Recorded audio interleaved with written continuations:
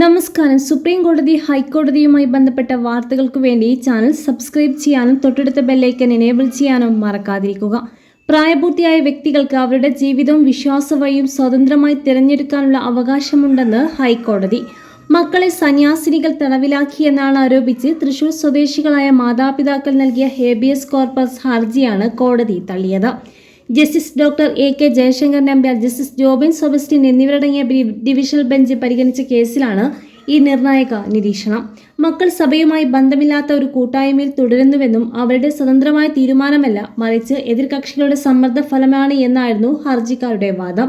എന്നാൽ പോലീസ് അന്വേഷണത്തിൽ യുവതികൾ സ്വന്തം ഇഷ്ടപ്രകാരമാണ് വിശ്വാസപാത തിരഞ്ഞെടുത്തതെന്ന് വ്യക്തമാക്കിയതായി കോടതി ചൂണ്ടിക്കാട്ടി. അതിനാൽ ഇവരെ തടവിലാക്കിയതായി കണക്കാക്കാനാകില്ല എന്നും കോടതി വ്യക്തമാക്കി. മക്കളുടെ തീരുമാനത്തിൽ മാതാപിതാക്കൾക്ക് ആശങ്ക ഉണ്ടാകുന്നത് സ്വാഭാവികമാണെങ്കിലും പ്രായപൂർത്തിയായ ഒരാളുടെ വ്യക്തിഗത സ്വാതന്ത്ര്യത്തിൽ ഇടപെടാൻ കഴിയില്ല എന്നും കോടതി നിരീക്ഷിച്ചു. ഉപദേശം നൽകുന്നത് വരെ മാതാപിതാക്കൾക്ക് സാധിക്കുമെങ്കിലും അവരുടെ തീരുമാനങ്ങളെ നിയന്ത്രിക്കാൻ അവകാശമില്ല എന്ന് കോടതി വ്യക്തമാക്കി.